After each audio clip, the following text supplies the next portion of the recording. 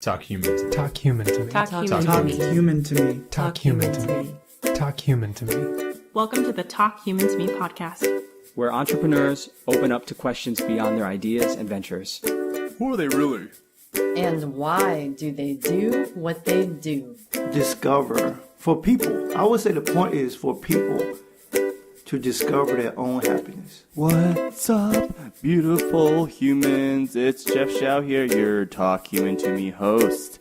So, we find that doers, creators, and makers often look for podcasts that offer up insights into entrepreneurship. Although each of our guests are incredible entrepreneurs, we talk with them about everything but entrepreneurship. This podcast wants to remind you about all the other parts that make you a complete human being, like our emotions, our hobbies, mental health, philosophy, and where we grew up.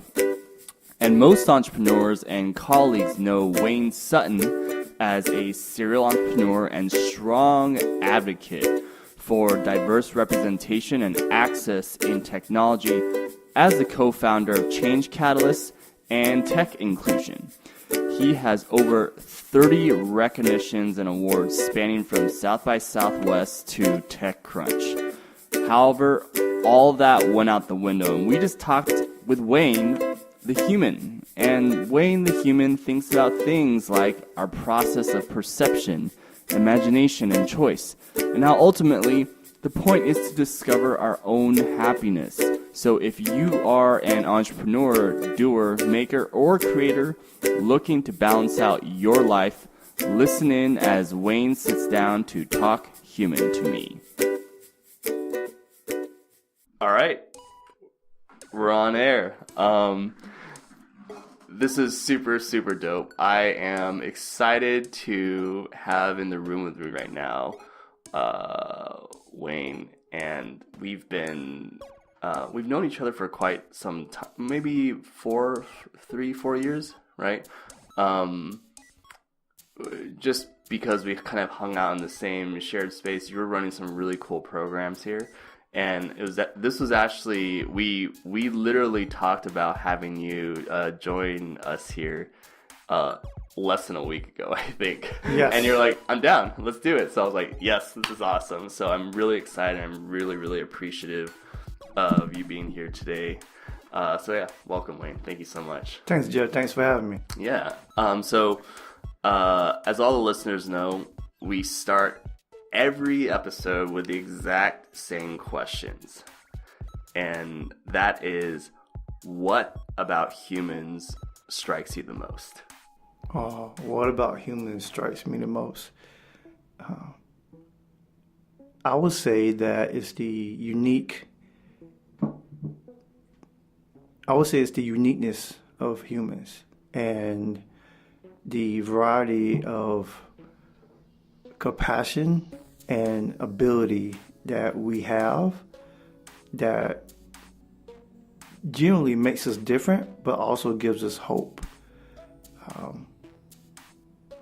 I went to, in my mind, visualizations of humans that you see do impossible tasks, whether it's athletes or entertainers or doing things that we just know they train thousands and thousands of hours for, or people who are like monks, or like people do tightrope, people who do things also not such that are physical activities, but also mental activities, overcoming mental obstacles or challenges that will crush many people, and they overcome these challenges emotionally and mentally, and still going to live and empower people, or just focus on happiness or wellness. So it's a combination of people who do physical tasks and people also overcome emotional, mental tasks that I love. Yeah. It's interesting that you're talking about this almost for humans, they have this ability to reach these almost like mythical levels, right? But then right before you talked about that, you also just dropped in compassion. Do you feel those are connected in a way? Honestly, I don't know. I don't know.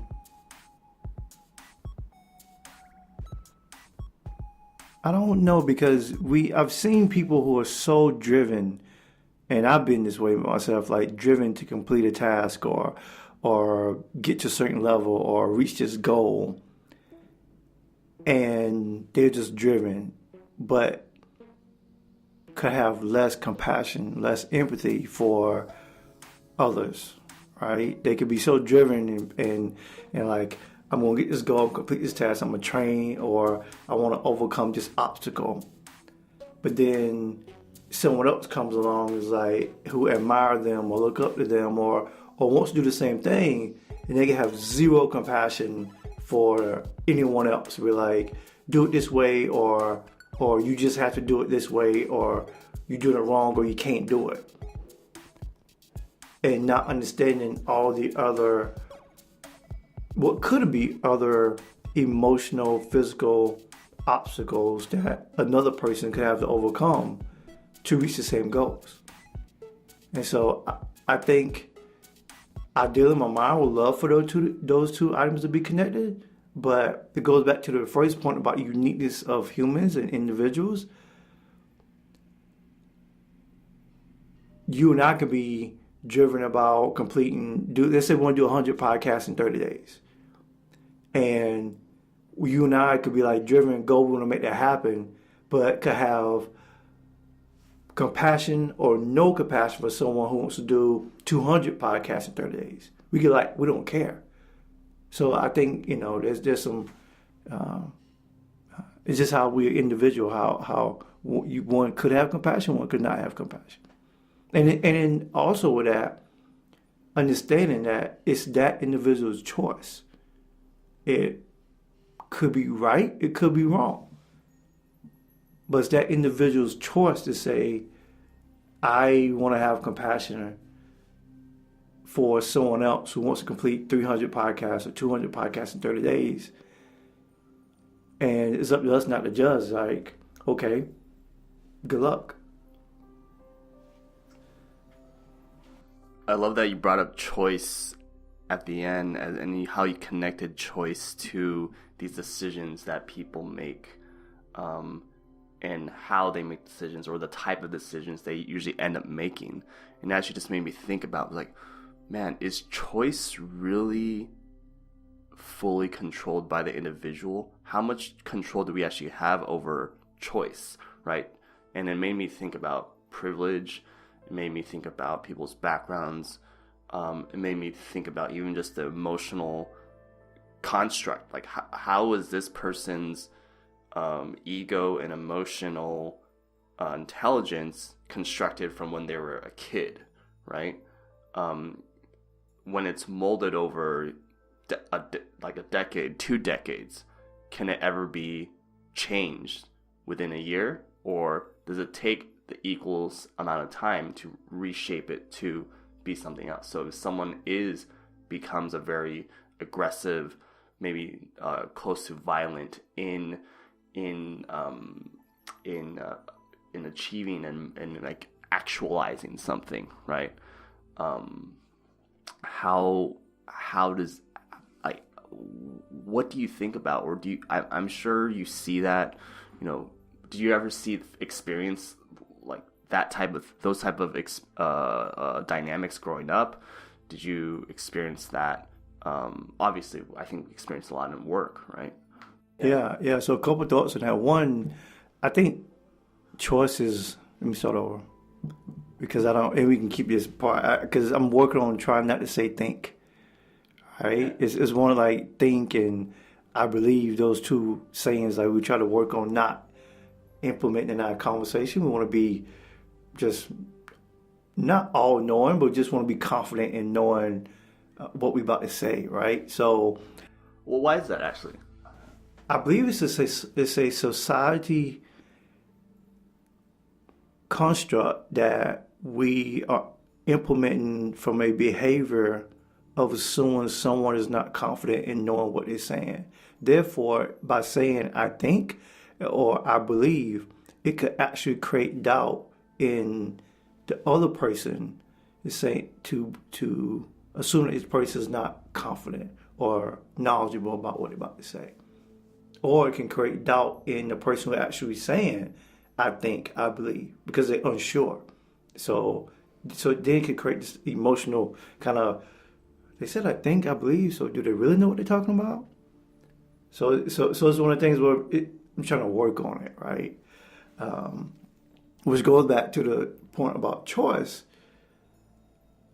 I haven't thought about this until you brought it up, but I believe, I believe choice is manipulative, right? Because we can make choices based off life experiences, like you said, growing up, which is caused by interactions, of course, with other people, but also by daily activities, what we read, what we see, conversations. For example, I'm listening to a audiobook by I forgot the author's name, but it's a lady, and it's about being an introvert. And the book is called Quiet. I'm in Quiet? Yes, Quiet. I'm in chapter 3, I believe, and she's talking about Tony Robbins and The big speaker Tony Yeah. Robbins, the Tony Robbins. She's talking about how she went to one of his sessions, and she's an introvert, and I'm listening to her describe what it's like going to one of Tony Robbins' sessions, and everything she's describing to me screams, I don't want to go because I'm an introvert. And now my choice around communicating around Tony Robbins, or how I view him, or how I view one of those events, or how I view people who go, how I view people who I feel like emulate him or look up to him. I now view that in a negative way because it's not how I am as an introvert. And now my choices around, if he was to come to San Francisco, if someone would offer me a free ticket, or if I just want to pay and go, the choice I would make around that is now manipulated by listening to this audiobook. And I'm like, I don't know if I want to go. Well, if I didn't listen to the audiobook, I could still do some research. I could still be curious about going. And I could probably go. It may go just out of curiosity. But now my choice to go is different because I listened to the audiobook.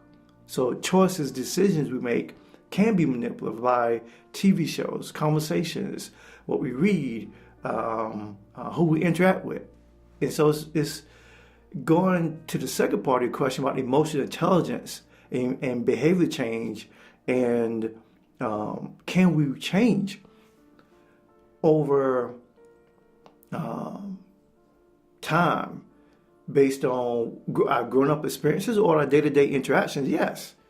But I believe we have to be so self-aware, self-conscious of our thoughts and how we're making decisions that it can be overwhelming at times.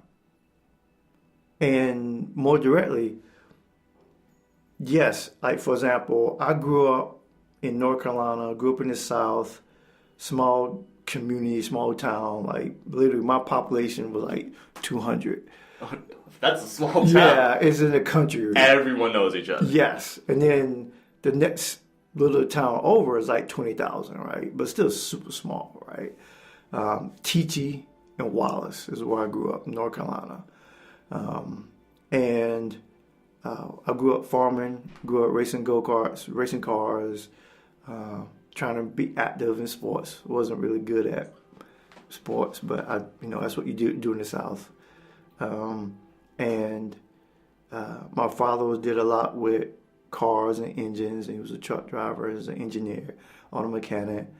And my mom was a business lady. She is a business lady. She used to work for the government, then started her own small business back home with brought early computer into the house, and these all little decisions, little interactions now that affect me daily.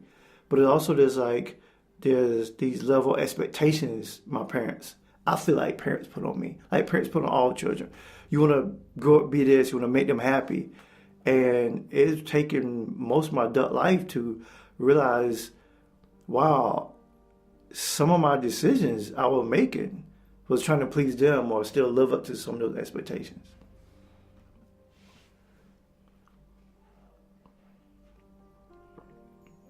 I love how you're talking about how an individual really is trying to develop constantly this awareness and consciousness of themselves, right?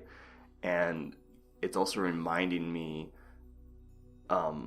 really two things that I've been obsessing with over lately. One is perception, and two is imagination. And I think within these two things, among human beings specifically, they're evolved to a point where it's overdrive, right? Or not, maybe it's not overdrive. I would say in other species of mammals, at least, they also have very unique ways of perception. I think there's a lot of debate right now whether imagination truly exists in other animals. Like, can an animal look at something that's not there and imagine something in order to create a situation? There's actually this two books right now that got me like obsessed over this, which is Sapiens 1 and Homo Deus, which is part 2 of Sapiens. It's by Yuval Noah Harris. You're welcome. So I need to check it out. Read Sapiens first. His Sapiens is the history of humans, and then Homo Deus is what is the future of humans. And I love the author because he goes through every scenario from multiple points of views. So when he gets to religion, there's so many. It's funny because there's so many facts that are stated as facts in the world, but it's like, well, there's actually 6 views of 6 different facts. It's like, okay, so really what we're receiving and relaying is constantly different. So back to perception and imagination, we're constantly receiving signals, whether it's through sight, through smell, through taste, through hearing, right? And then we relay those perceptions. So when we absorb it, what do we relay? An example I've been giving people is, let's go back to Tony Robbins. When that audience member who wrote Quiet, did she end up going to Tony? Yeah. So when she's at Tony Robbins, she's receiving something.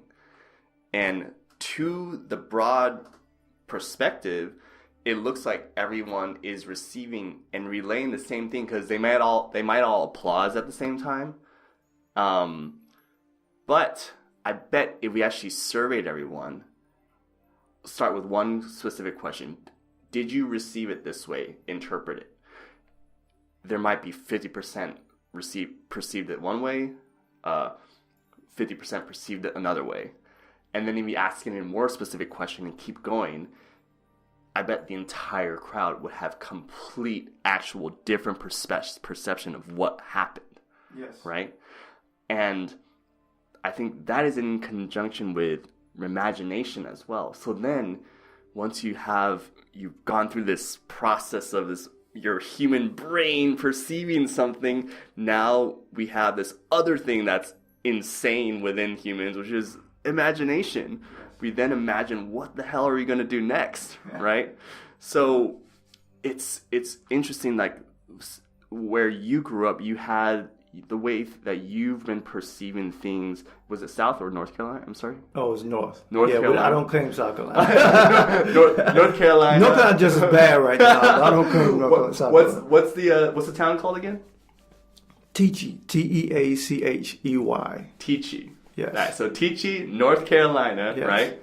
You've been perceiving things the way you were raised by your father, the way you were raised by your mother an academic, or She's a business lady. a business, Yeah. and then your father an engineer, right? So, and I'm sure I'm an Asian American, like we had discipline drilled into really growing up, and it's like you better study, like because you gotta make sure that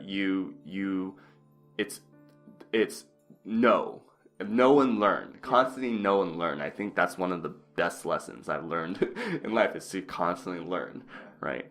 But yeah, it's just perception and imagination. I think it's making me think about when you're talking about how people are developing these ideas and that they're becoming these things, and whether or not they have actual compassion or not growing up. Yeah, no, I love that you group those two words together, and then also the comment about does mammals and different species and have imagination. I have a cat. Well, me and my fiance and business partner Melinda, we Congratulations. Have. Thanks. I don't know. Yeah. We have a cat. She is about 1 year and 4 months old, but she's huge. We got her when she was 4 months, and to our knowledge, she hasn't been outside. She had someone had her, and we picked her up from the animal rescue center here in San Francisco, and so to our knowledge, she hadn't been outside, played, had to fend for her own, so to speak, and. We give her little toys. We give her a toy mouse, things like that. And what I'm looking at is her being so playful and imagining what it's like. And but some of this is based on my assumption, by knowledge of cat life, right? So it's like I'm looking at her and I'm like, she's playing like she's chasing a mouse. Now, to my knowledge, she hasn't ever chased a mouse, right? So I'm looking at her, act like she's chasing them. I was playing and running, and just it's yes, she has tons of imagination, right? Because it's fake. So I'm just thinking about that, and then I'm thinking about perception, and you made me think about some of the work I do, right? The work around diversity, inclusion, in tech, and you also made me think about empathy. Right? Because going back to the human side of things, right? We're talking about compassion, what makes people unique. Everyone also have a different perception. And I could say,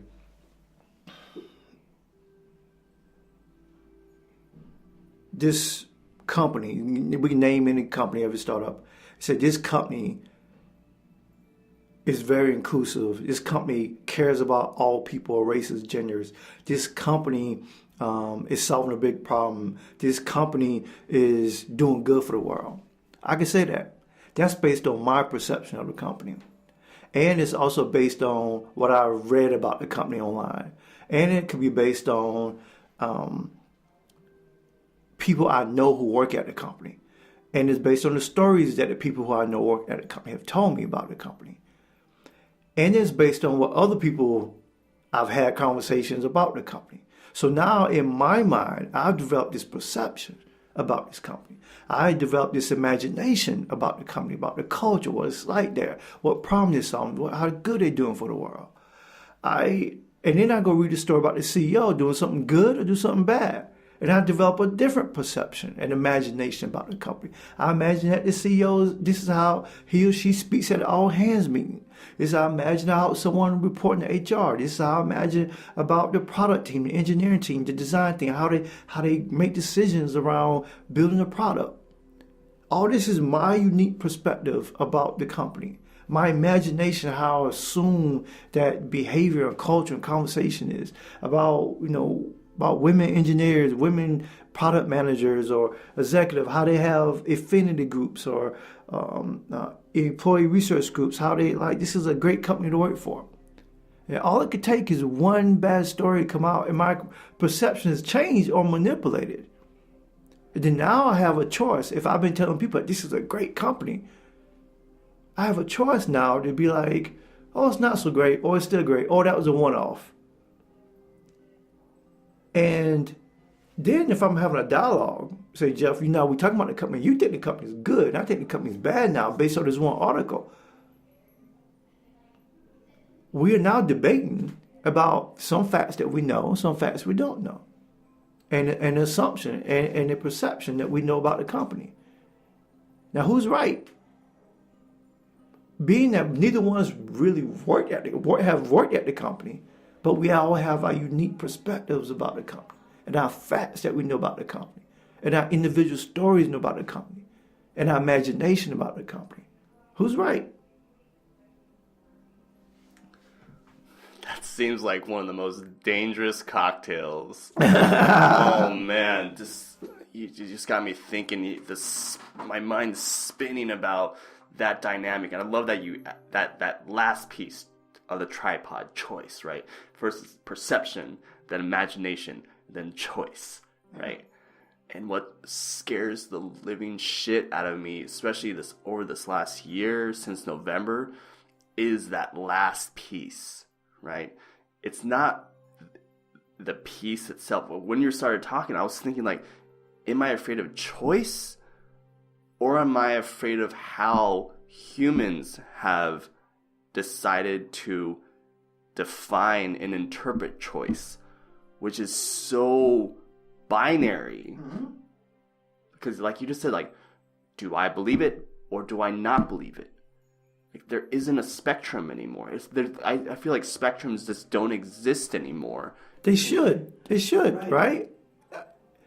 I feel like we need a different set or a reset of variables on how we make decisions, in whether it's in tech, in politics, but in business, in families, just in life in general. And I saw someone tweet this, I can't remember, so I'm paraphrasing, about, are we making decisions that's beneficial for humans, for people? Or are we making decisions selfishly, based on what I assume are right values for everyone? And America, this country especially, well, not just America, but this year in America especially, we have so many choices that are now crossed between the lines. We used to separate religion, business, culture, politics, and it's all intertwined.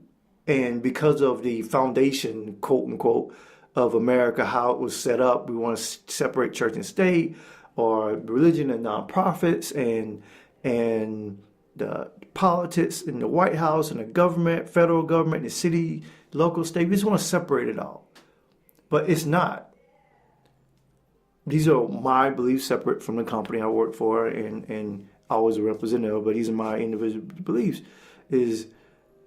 I do believe that as an American citizen, it is your responsibility and right to vote. I believe it should be mandatory. Like I saw the movie Circle. It should be mandatory for everyone to vote. It should be law that everyone to vote. Now, so you vote. You go, whether you do it online, hopefully one day we have, or some states have, or you do it with a piece of paper. You can still choose whether you don't want to vote for any of the candidates, you want to write in someone, but you still should vote as an American citizen, because that is part of what so many people have fought for, and part of the right as an American citizen to vote. You have a choice who to vote for. But when you're going to vote, or you're going to build a product, or you're going to do a business deal, or you want to vote for or choose to elect an individual,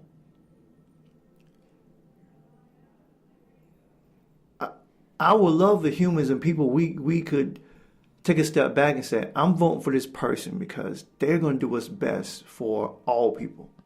Not what's best for me, not what's best for my religion, not what's best for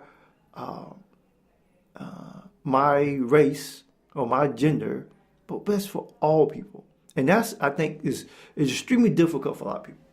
Because a lot of people's like, my assumption is, I believe in this, which is connected to my life experiences, like you were talking about earlier, which could be connected to my religion, which could not be connected to my race, which is also connected to my culture, which is also connected to my community.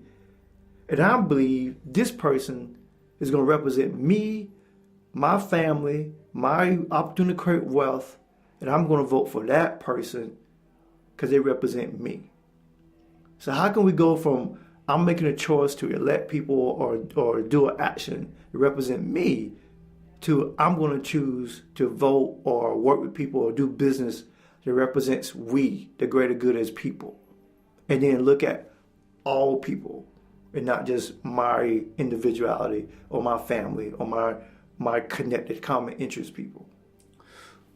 What would you say for people who hear that and go, that mindset is a luxury? It is a luxury to be able to think that way. I am a single mother of 6 kids, and I have 2 jobs during the day and 1 graveyard shift. I don't have time to think about we. I need to feed my 6 kids. That's a great question. I would say that, and this is, as an introvert again, as much as I like my alone time, and I will hope to have compassion and empathy for the mom, 6 kids. The world we live in today is more of a we world now, more than ever before than is an I world. And I think, and I believe that is part of the problem with society is how we think selfishly. Now, the mom with 6 kids,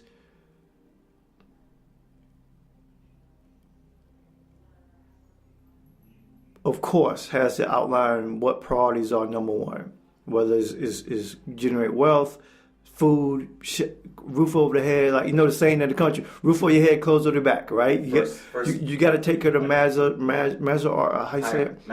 Maslow hierarchy. You have to take care of that, and that should be, and for individuals like that still should be priority number one, right? Because we can't, as humans, it's hard to think about we if you're not taking care of yourself. So yes, it is a privilege that I have been in San Francisco, working in tech,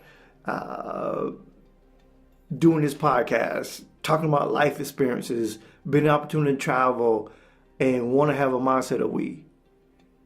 It is a privilege. I still believe that's what's right for the world, right? If for example, there's a lot of talk about climate change this year. If we think about we instead of politics, instead of oil and money and power and PR and messages, if we think about we're like, there's a whole numerous of generations after us, after Generation Z, after the millennials, that it's going to be their responsibility to try to fix what we did to the planet. And to be in denial about climate change is ridiculous. And I believe that's a selfish perspective that people have if they're like don't think it's real and are not being conscious of how we can do something about it. It's a selfish perspective, and it's very unimaginative. Yes, yeah, but true. And one of the biggest things that helped me out as an individual was travel. Right? Again, small town North Carolina. I knew my neighborhood. I knew my family. Then my imagination of the world was by experiences that I had from reading a book, going to the movies, watching TV, or hearing from stories from other people who travel, or magazines, right? That was my experiences. What is being digested in my brain by these narratives told by other people, basically. Some of them fake narratives, right? And it wasn't until I started traveling that it really changed my life. I first started traveling across America, and that was a lot of my adult life, in my up into my 30s. Just traveling? No, not just traveling, but like it wasn't until my late 30s, late 20s, early 30s, I started traveling. And, out of North Carolina. Like, now, growing up, we went up down the East Coast, New York, Atlanta, Georgia, different states. But I didn't really, go west or middle America. I didn't, it wasn't until, my adult life when I started getting into tech and had my own startup, I started going to, Austin, Texas, the South by Southwest, or going to New York, speaking at Web 2.0 Expo at the time, or be invited to Seattle to cover as a blogger to cover this product launch for SaaS, or deciding to move to Mountain View for 4 months to launch an incubator, or getting invited as a social media person in, I believe it was Arkansas, or going to Miami and speaking at a conference, for women bloggers at a time, when that was when blogging and getting paid for blogging became a thing. And all these experiences started shaping my reality.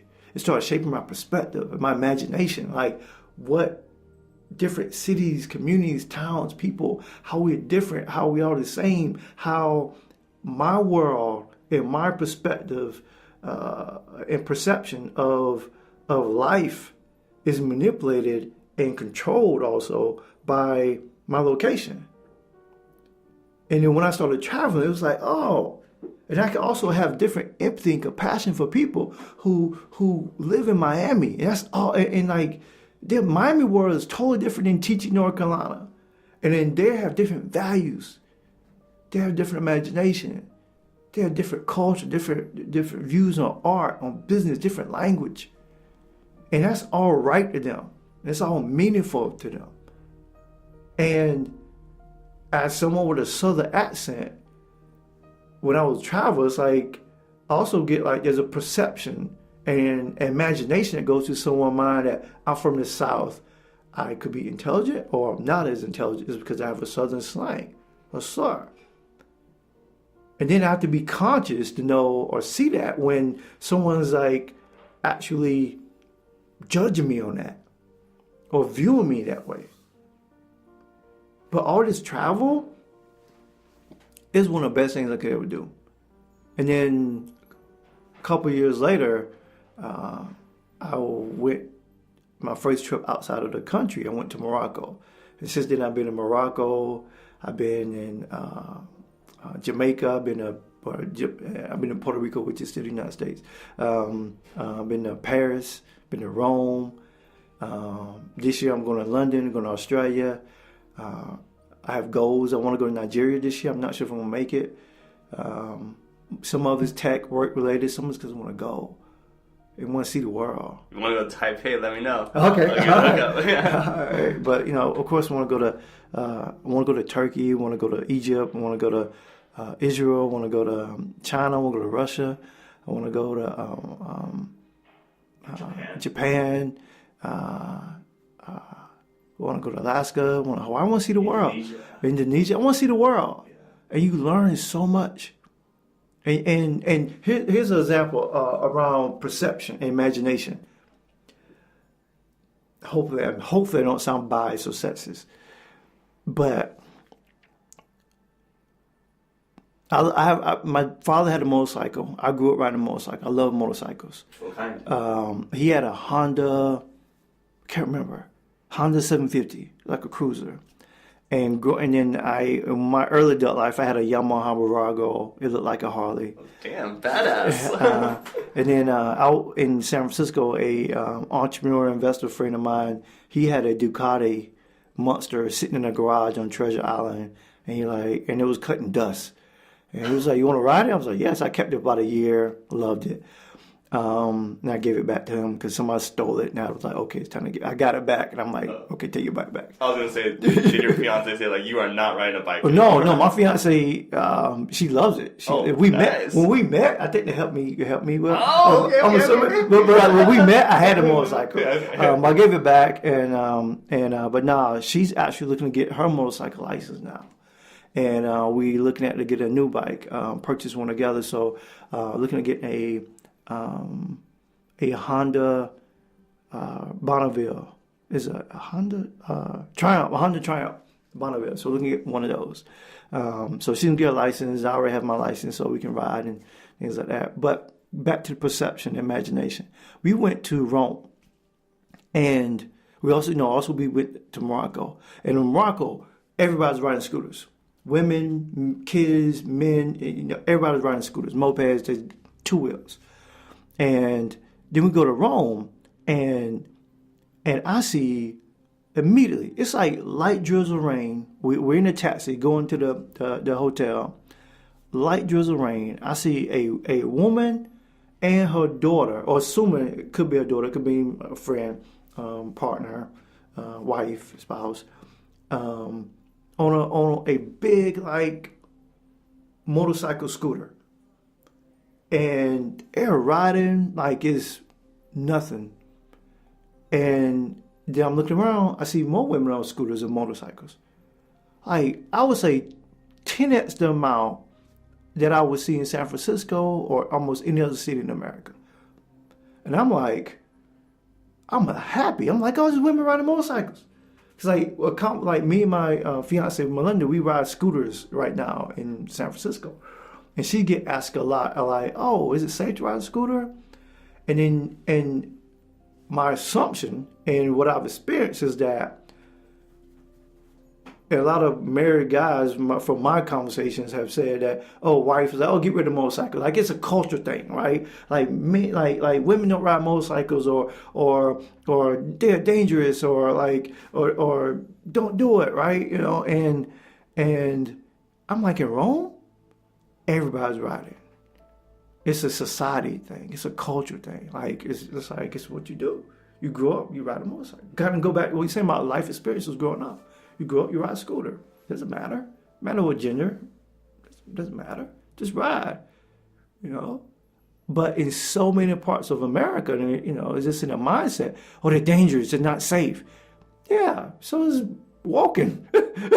So is riding a bicycle, right? And so just that imagination, that perception that someone can or cannot do something based on fear and society norms or culture. It really opened my eyes like we shouldn't think that way. And be mindful of that too, right? Are the women in Rome different so much than the women in Morocco or the women in America or the women in Paris and in some actuality, the traffic is worse. So it's worse than it is in America. So if they can do it, why can't you? Why can't everyone?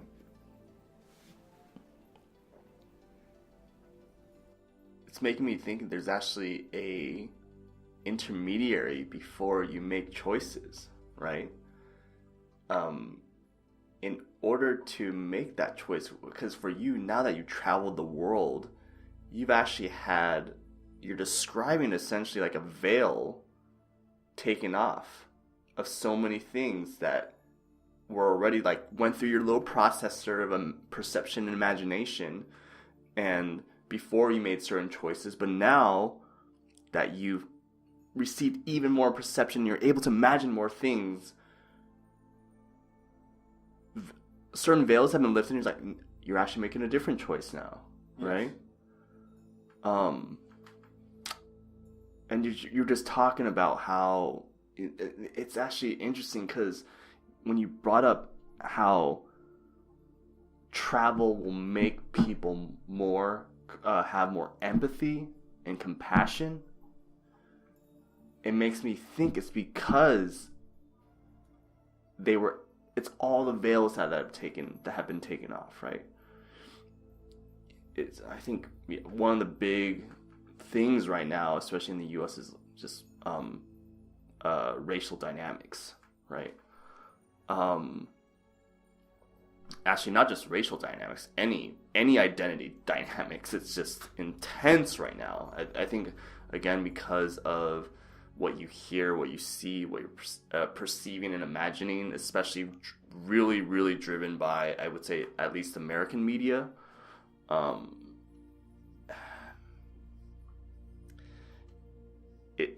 think it definitely makes me a little bit fearful. But at the same time, I'm like, man, what if, like you said about making voting mandatory, what if we actually made travel stipends for everybody in the U.S. And it's like, it's actually incentivized to travel once a year. It has to be outside of the U.S. And you're alone, because right now there's already like travel study programs and like travel work programs, but it's, again, that's one of those things that might be a luxury for people. Yeah, it is. And as a black man in America, I don't have the stories of, I grew up, we hear over society, I grew up poor and all that. I grew up okay. There was times when my father got sick and on the job and got hurt, and my mom went through a furlough one time with the government, and we didn't have it. As a kid, like I don't recall a time where I missed a meal though, right? Like we were okay. I was lucky. But also I have family, I have friends, people I know that was not as lucky. People get on drugs, people get shot, people, they do what they have to do for money. People make mistakes. And I also know it's like to be in a community where hope is a luxury. Talking about like traveling is a luxury. Thinking about weed is a luxury. Some communities, hope is a luxury. Hope is a privilege. Where you just hope you wake up tomorrow. You hope you don't get shot today. You hope that police don't kill me today. You hope that your child comes home today. Right? There's hope is a privilege. And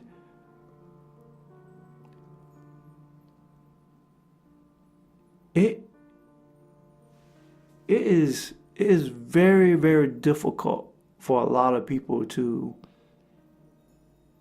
put themselves in someone else's shoes who has no hope, or be in a community where they don't understand, like, this is this person's world and this is their narrative. This is may or may not be all they know. So then now to tell that person that we're going to take you out of this community, we're going to give you everything, you're going to travel, or it's easy to get a job, or it's easy to start your own company, or it's easy to learn a code, or it's easy to write an article. And you're going to do this and you're going to get paid for it. And you're going to take someone out of their environment and say, oh, it's easy to do this. Go do this, make some money. This is America. Everybody the same opportunity, meritocracy. And in other people's minds, like, what are you talking about? No, this doesn't exist in their world. And for some people, you take them out of their world, they got to be reprogrammed to how to think. Because it's not the same world they grew up in. And so going back to the uniqueness of individuals, the compassion, the empathy, the perception, the imagination, all those variables go in mind with someone's day-to-day life. And then especially like, I mean, if you're black in America, right? I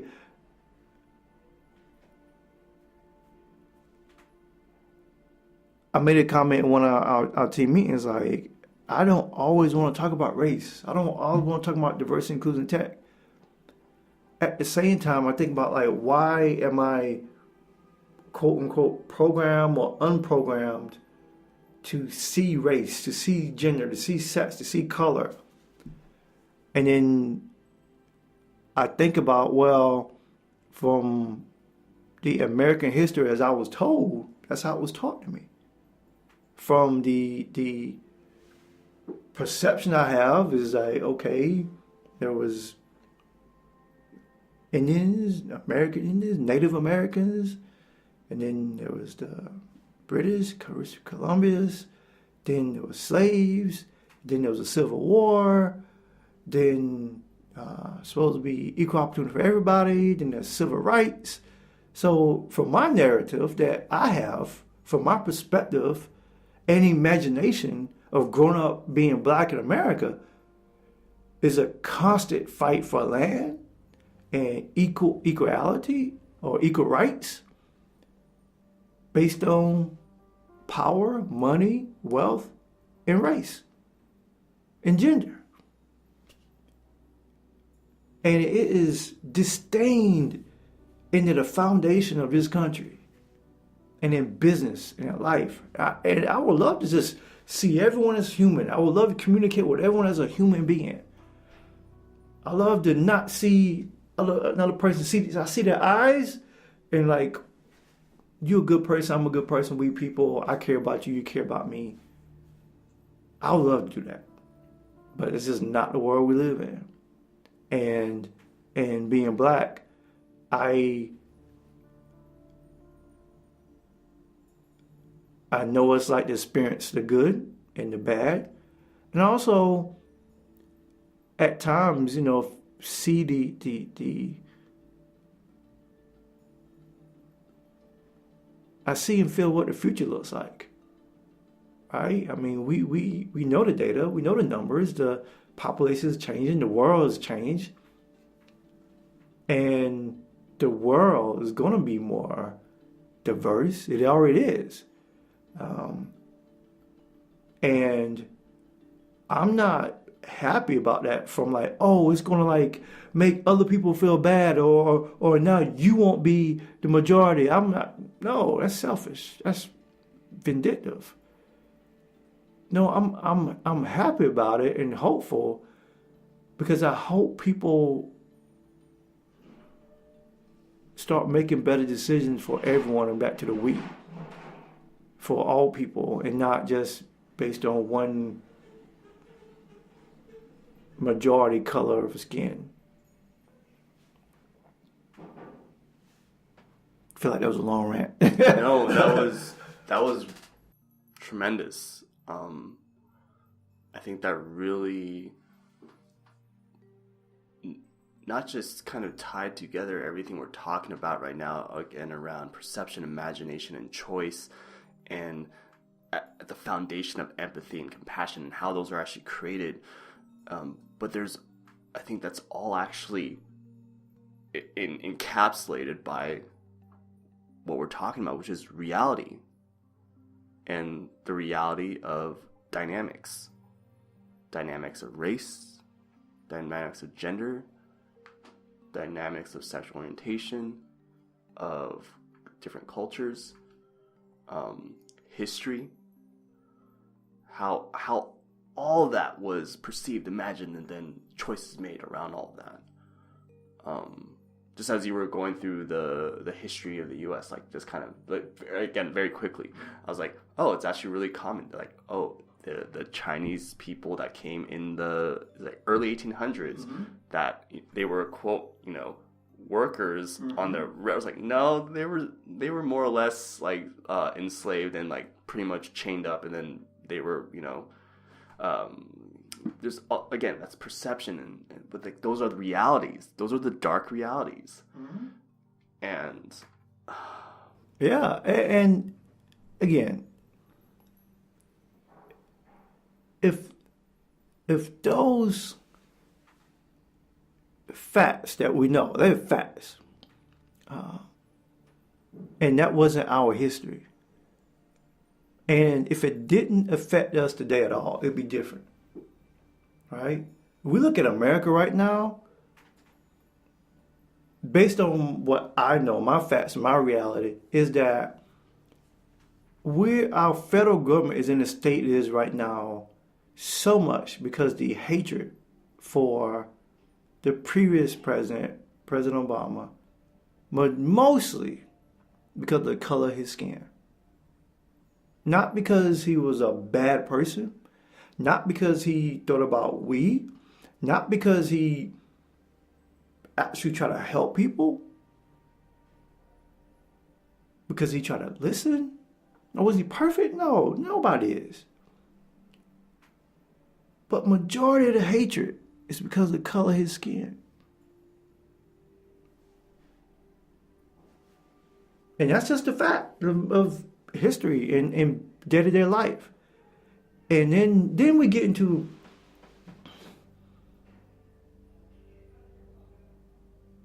individualism, so to speak. Like, I was listening to the book, and the reason it's so conscious in my mind, because I was listening to it on the way walking to the office.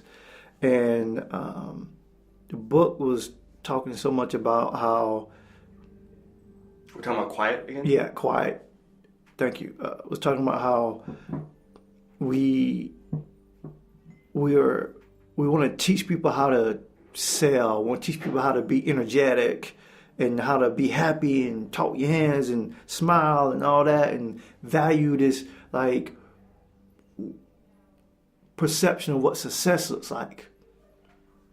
Right? If we were to go take 10 covers of Forbes or Fortune magazine or Fast Company or Wired and Entrepreneur, take all these covers and just look at the faces of these individuals, there'd be some common trends.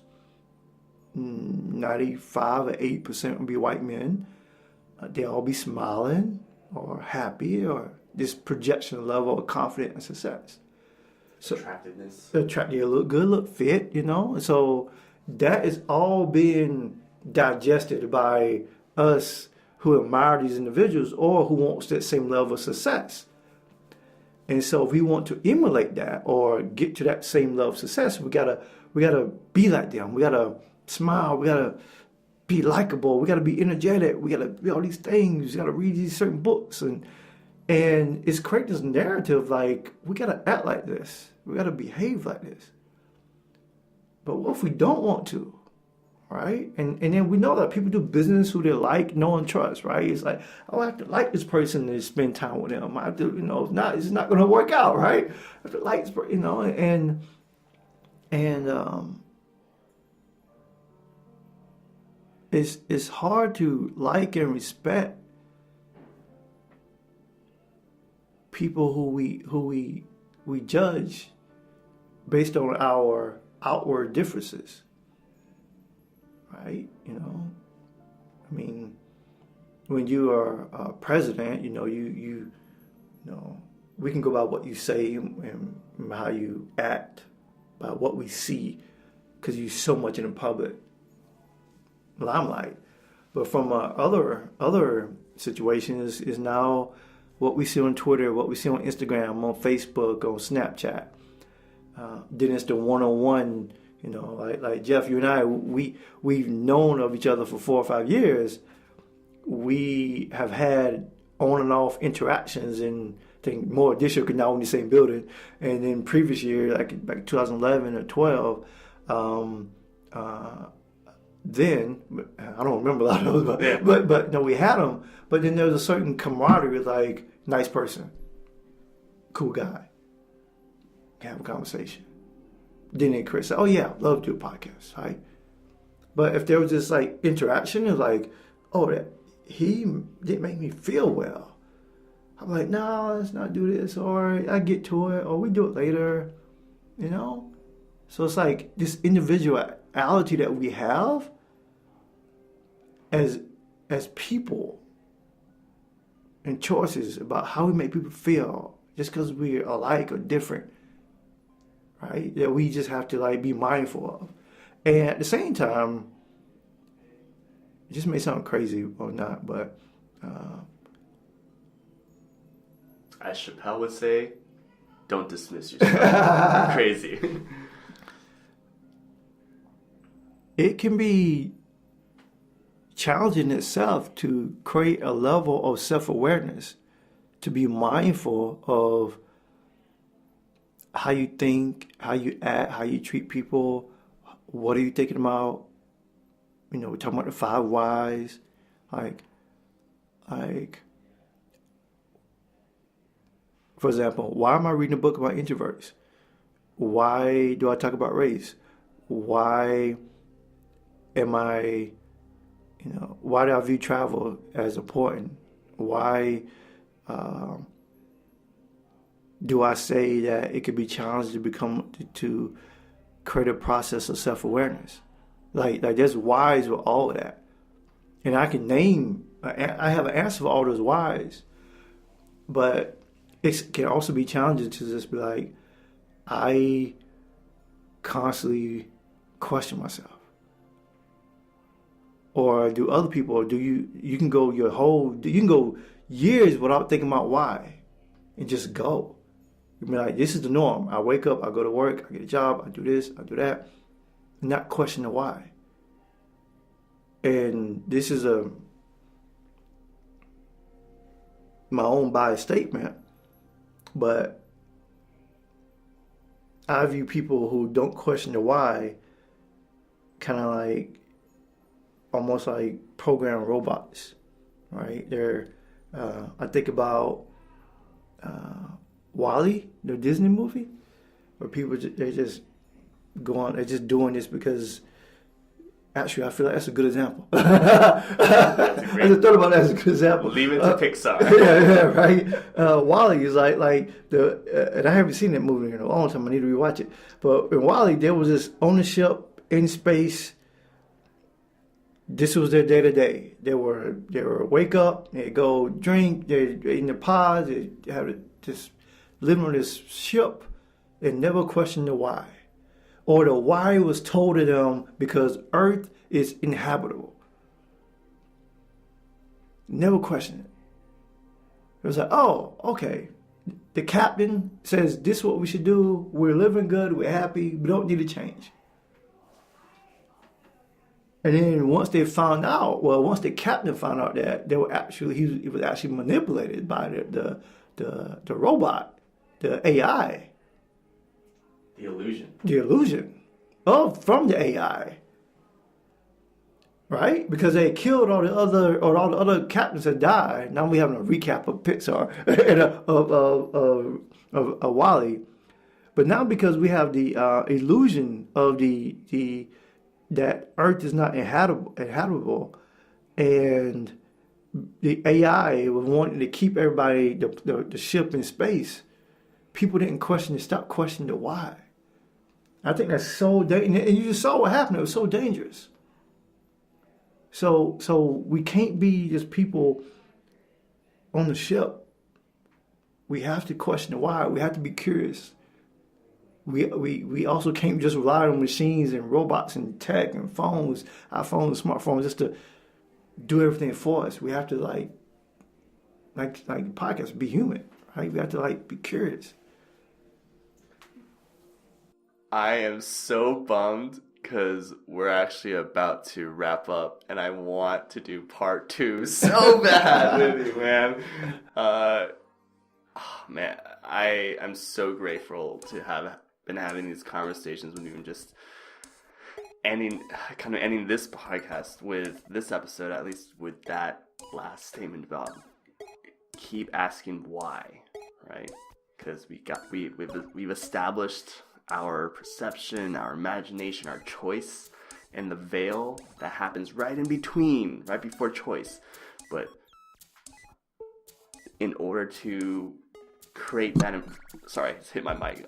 In order to create that environment, you have one tool in your box, and it's to ask why, right? As all of our listeners know, we end every episode also with the exact same question. I try to be short. I don't know, you can make it as long as you want. And that is, ultimately, what's the point of all of this? I would say the point is to discover for people. I would say the point is for people to discover their own happiness.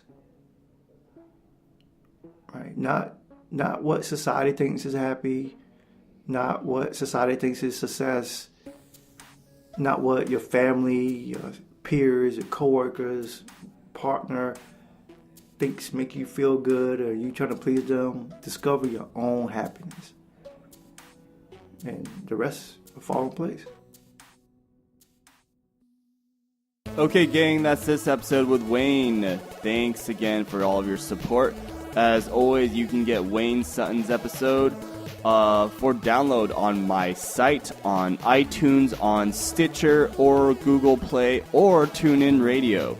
Please subscribe on any of those channels, or wherever you're listening to this, and I'll keep you posted with new episodes. So, lastly, remember to send me ideas or subscribe to my mailing list on www.talkhuman2.me. Okay, hugs, fist bumps, bye now.